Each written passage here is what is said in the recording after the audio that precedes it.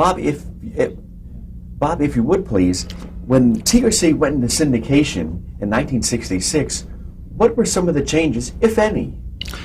Well, the big change was that we moved from NBC over to Metro Media and originated the show at KTTV.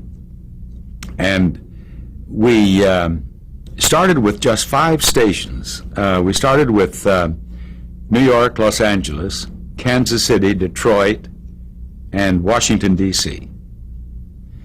And the show was an immediate hit. Now, we'd been on daytime for 9 years, but they put us on at 7:30 or 7 o'clock in each city, and in what is now called a prime access time. And it was an immediate hit in all 5, but a complete smash in Detroit. I'll always have a warm spot in my heart for Detroit, because they took those ratings and they just started right out in all directions all over the United States, and overnight we were in practically all of the major markets and just going. It was just great. I had gone into it thinking, well, you know, I'll give this a try. I'm not ever going to make the money that I made on the network, but I had a percentage. And in a very short time, you couldn't have got me back on the network in any way. Oh, that's good. That was good. Yeah. Bob, let's now talk, we're still in the 50s, but let's talk about the Blacklist and the quiz show scandals. Were you or anyone you knew affected by the Blacklist at all? No, we were as pure as the driven snow, and very happy about that. Our show, for one thing, was not a big money show. We gave away very nice prizes, but it wasn't a big money show. And we didn't want contestants to come back. We had some who did, consequence that took place over a period of time, but we didn't on a regular basis want winners to come back. And I don't think it would work if you tried to fix a show like Truth or Consequences, even if you used professional actors. I don't think some of the things would work. You wouldn't get that human response. And the interesting thing about that quiz situation was that Mark Goodson, for whom I did a show much later and had many conversations with, told me that the man who developed $64,000 question, before he ever got it on the air, he brought it to Mark Goodson. And he said, "What do you think of this?" And Mark said, I told him, I said, "This will never work unless you fix it." And of course, that's what happened. Bob, it's now 1966, and you're one of the few talents in television at that time who was doing what I call double duty. You had your syndicated show of Truth or Consequences, and man, guess what? Now you're hosting Miss Universe and Miss USA. How did those two hosting duties come about? Well, I had a wonderful friend named John Christ. John Christ was with the Leo Burnett advertising agency. And he saw me do a couple of shows, and he liked my work. And Leo Burnett had Procter & Gamble. In fact, they had the pageants in their entirety at that time. And they needed a host, and John called me and asked me if I'd be interested. I said I certainly would, and I did it for about 21 years. What were the challenges hosting that show versus TRC? Well, I approached it in much the same way. You had to have that big feel, you know, because you have these huge stages and these huge audiences. You'd have to have that big feel at certain times during the show. But I would interview each contestant, not all of them, but I mean of the, say, the 12 semifinalists, or yes, with 12 at one time, 10 at another. But I would interview them, and I approach that just the way I do my shows. They would all have been interviewed by one of our writers, and that writer would come to me and tell me what these people seemed to be interested in, and what they knew something about, and how well they spoke English. Some of them didn't speak very good English, and so on. And so I would plan how I wanted to approach the interview if they got among the 12, you see. And of course, we could look at them if there were 60 contestants, and we could probably say, well, 30 of them, maybe the top 20, and I would concentrate on them.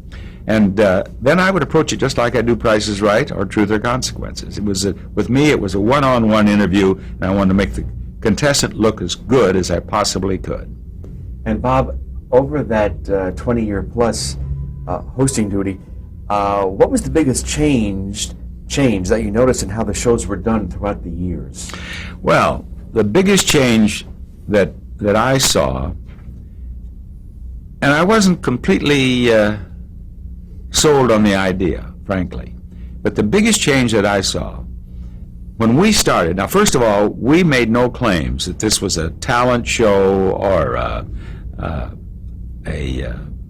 mental test of any kind. This was a beauty pageant, and you weren't going to win it unless you looked smashing in a swimsuit.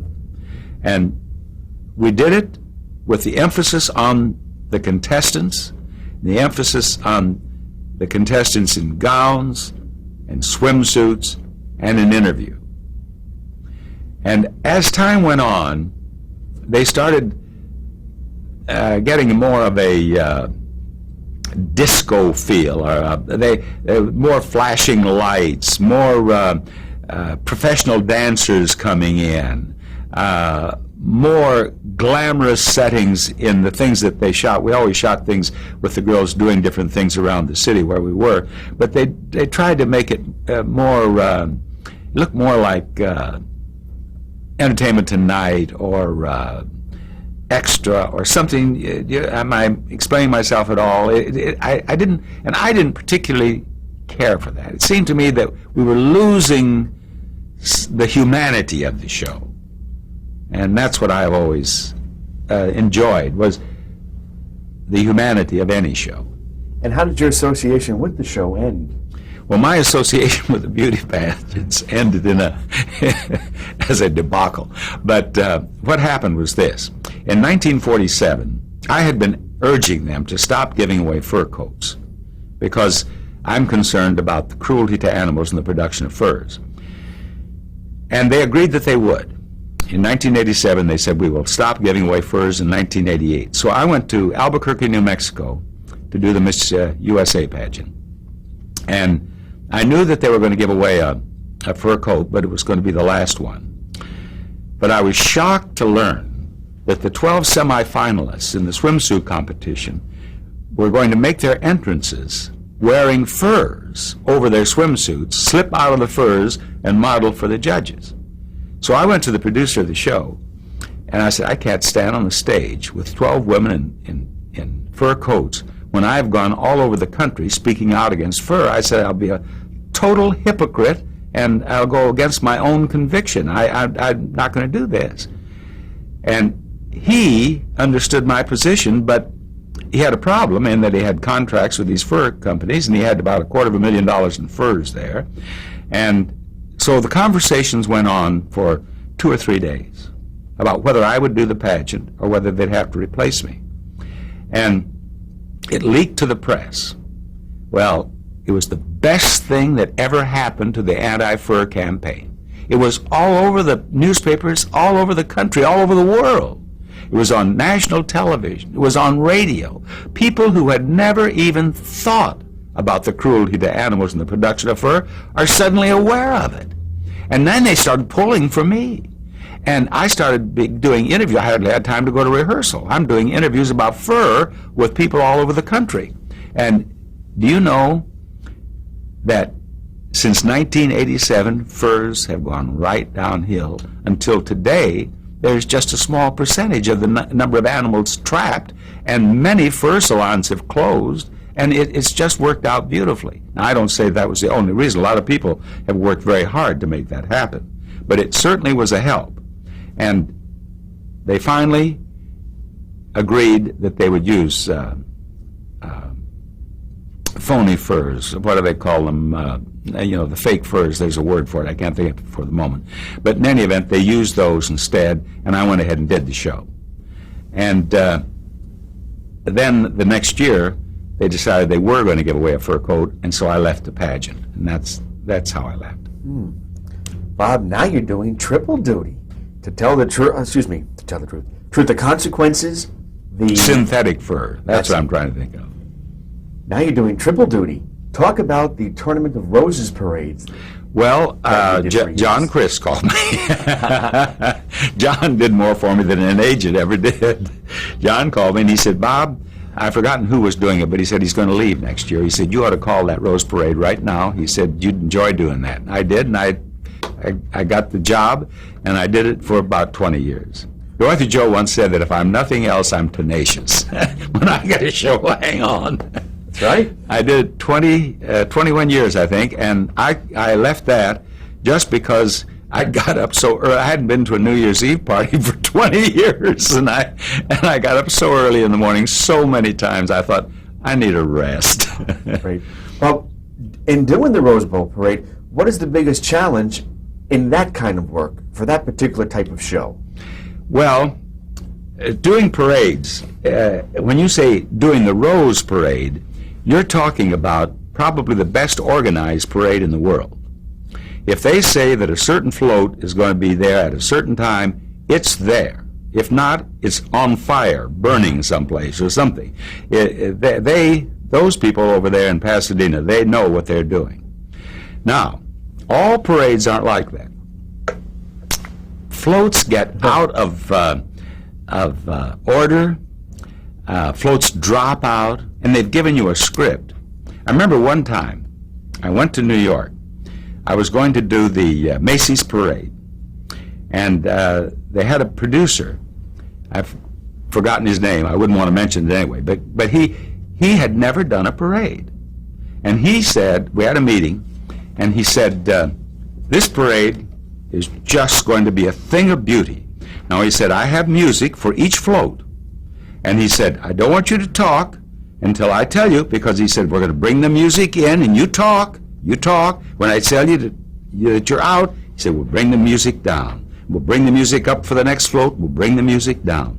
And I was working with, what was her name? A lovely little African-American girl, Fisher. She was on that detective show. Gail Fisher? Gail Fisher. Remember Gail Fisher? Yeah, sure. She was a joy. Oh, I had fun with her. But she was there, and she was going to work with me. And she had never done a parade. And she said, when we got out, and I didn't know her very well, and I said, now, Gail, I said, this may all work just the way this man thinks it's going to work. And I said, if it does, that's fine. We have no problem. But I said, you should be prepared to just look out at what's going on in the street and talk about it if we have to. She said, okay, fine. So the day of the parade, it poured raining. I mean buckets.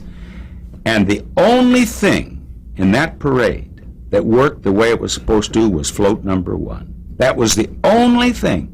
I opened the parade looking at the camera here, you see, and I said, and so we're going to see this, whatever the float was. Float number 1, and I turned, and there it was. And nothing else worked. Nothing. We had Snow White and the 7 Dwarfs on one float. I don't know what happened to it. Snow White came walking along, no dwarfs, dragging her cape behind her. It was a madhouse. Well, Gail got through till the first commercial. And I can't tell you exactly the language she used, but she said, Bob, this parade is all blanked up. And she was dead right. But she handled it beautifully. We just sat there and had fun and talked about what we did see and the rain. And I saw that poor producer later. He was pale. He was just sick over this, and it was not his fault. It was the rain, and it could have worked. But most parades don't work. You can't bring the music out and take the music down on many of them. It's a great story. Bob, it's now almost Price is Right time, but we're in 1969, early 70s. Lucky Pear. Lucky Pear. Talk, if you would, a little bit about Lucky Pear. Oh, Lucky Pear was my mom's idea. She had an idea for a game, and I never was able to get it on nationally, but I got it on the local CBS station. And the producer who did it was Joe Landis, who was the director of the Ernie Ford show, on the stage of which Ralph had his first look at me on camera. You were talking about how things all tie together. Well, it was Joe. And I took it in, and they liked it, and it did very well. I wish I could have gotten it on nationally, but I'll tell you what I did do with that show. I gave two fellas their first opportunity as hosts. There was a young man named Jeff Edwards, and Jeff was a disc jockey at KMPC, and he auditioned. He was the first one. We had auditions. He was the first one who auditioned, and then we went on and auditioned maybe 10 or 12 fellows, and we had a meeting, and I said, I think we ought to go with Jeff Edwards. And some of the fellows said, gee, he's been around a long time over there, disc jockey, and he's auditioned for a lot of shows, and he's never done one. And so I said, I think he's got it. I think he'd do a good job. Well, they went along on my suggestion, and it wasn't a week later that everybody was taking credit for Jeff Edwards. He did so well. He was just very, very good. He was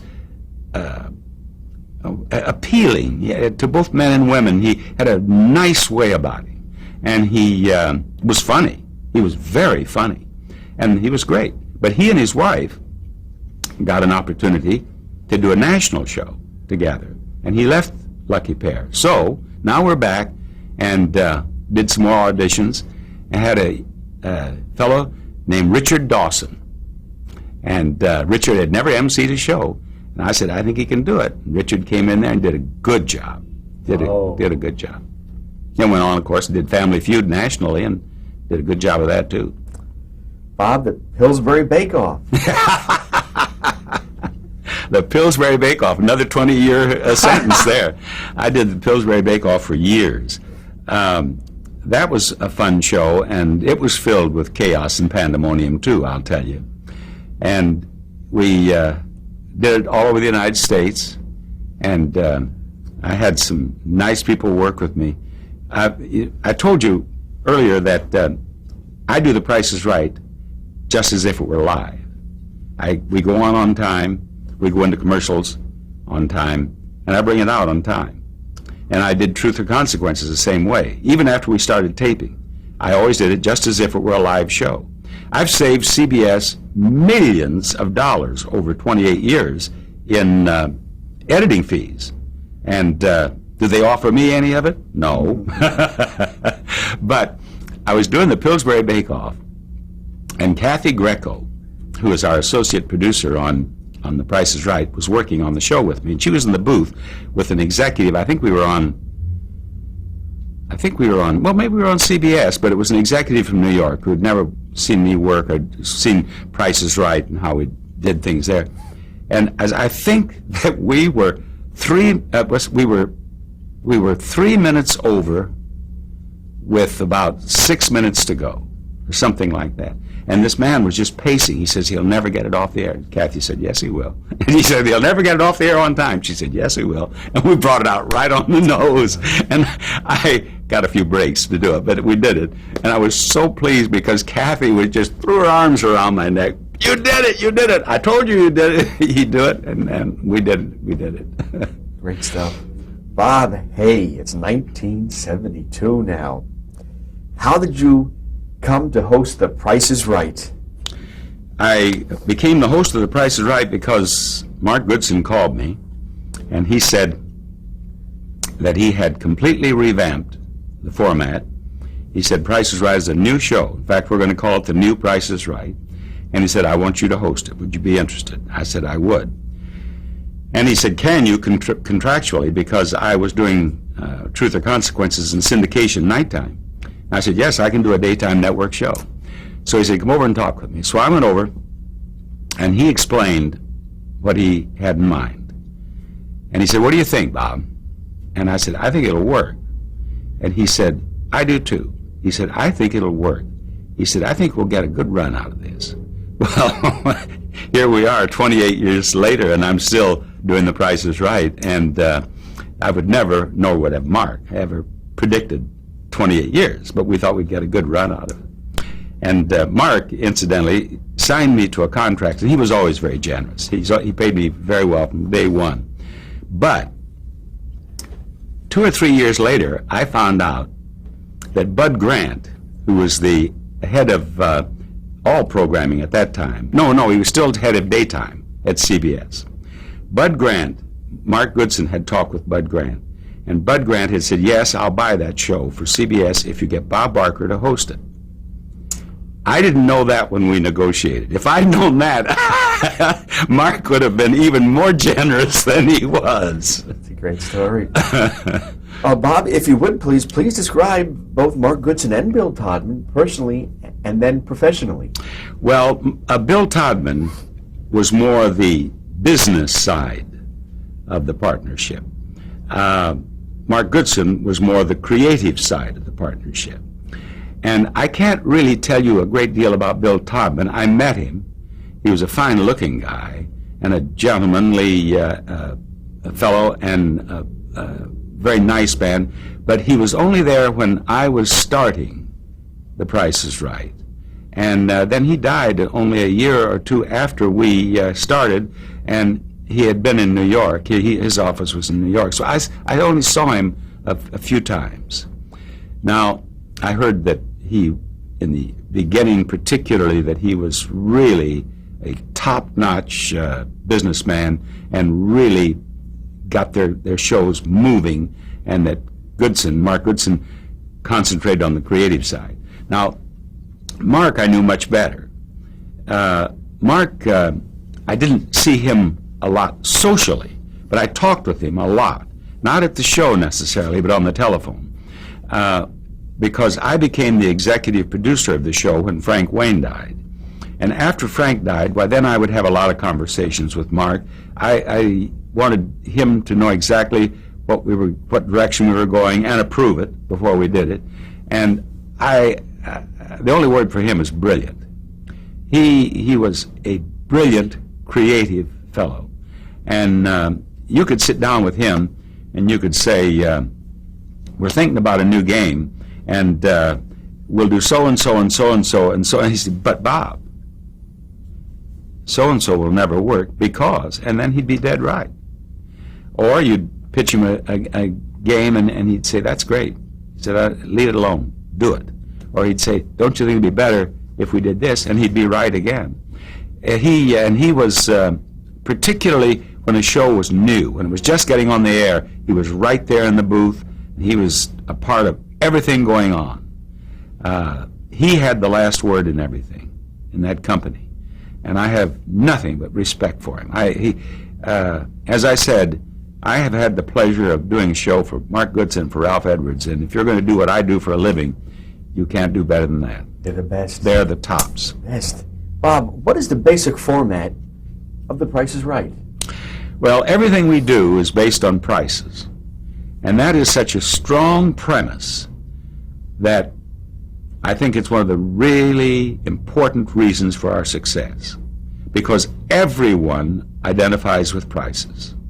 You can be a college president, you can be in the insurance business, you can be a liquor salesman, you identify with prices. And when we bring something out and have our contestants and contestants row start their bidding, if a housewife's doing her housework, she can just look up, or doesn't even have to look up, she can just listen to Rod's description. I almost said Johnny. Johnny Olson started with us, of course. Hear Rod's description of it, and she can play Price is Right along with us without watching the show for the most part. And people get involved, is my point, because they do identify with prices. And with a game show, the most important thing is viewer involvement. You want to reach out and bring them in. Then they're yours, and you hold them, and you nurture them. And that's what we try to do. And everything we do is based on prices. It is the philosophy of our show. We've tried some more physical games, and we kind of stay away from them. About the only thing we do now that's physical is the golf game. And that is price game going into the actual putt. Bob, if you would please, how did the phrase "come on down" originate? Come on down was 3 words in a script. And the late Johnny Olson started with his delivery. He started what it has become. It was just come on down. You know, I could say, Joe Jones, come on down. But Johnny said, Helen Smith, come on down. And it caught on. And now wherever I go, it's, hey, Bob, come on down. Johnny Bench, the catcher, you know, for years with the Cincinnati Reds. He was a big Price is Right fan. He came by the show one time, and he was talking with me, and he said when the Reds, during the great years when they had the Red Machine, when they won a ball game, they'd all come back into the locker room yelling, "Come on down!" How important was the great Johnny Olson? Johnny was a legend of radio and television.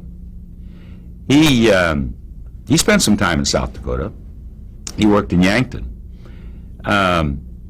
Johnny, he did a splendid warm-up, and he would enter into the showcases and do funny things, you know. But as an announcer, he was quite incredible in that he not only had a top voice, I mean, he had a great voice, but if you watch Price is Right for an hour, you realize the announcer covers a lot of copy. And if I get in a little trouble time-wise, he has to pick up the pace with me, you know, and they have to read fast, and yet they have to put some meaning into it. This is important. This keeps the people happy who are supplying us with product. And Johnny would go through hour after hour without a fluff. It was really, when you'd almost be startled when Johnny fluffed. He was a splendid guy, too. He was fun to work with and a nice man. Nice man. If you would, please talk about the numerous games within the show. For example, how many are approximately in rotation Excuse me. at any given time? How many and approximately what? How many are in rotation at any one time? Well, we have approximately 70 games. Now, some of them we play about every 3 weeks. Some we play every other week, and some we play every week. And it depends on the game and the prize. On some games, we offer prizes that are so expensive that our budget can't stand too many hits, so we can only play it maybe every 3 weeks. Some games, we go ahead and splurge because they are so popular. Plinko was probably the most popular game on the show. Now, the biggest prize winner, I think, on Plinko is $22,000 something. But you can win $50,000 on Plinko. But they haven't. And we play Plinko every week. A game called Golden Road. At the end of the Golden Road, and I build it this way, I say, you know, audience, if you watch The Price is Right, you know at the end of the Golden Road, we always have something spectacular, don't we? And then say, oh, yeah. And today, and I talked to the contestant, then today we have something, oh, you're going to love it. You're going to love it. And it's more than 50 or more than 70 or more than $60,000 in price. Here it is. And then we have this fabulous prize. We've offered a Viper on that show twice. You know, the most expensive the American-made cars, I guess, is $70,000. We haven't lost it yet. Bob, we're going to talk more about some of the games after we change the tape.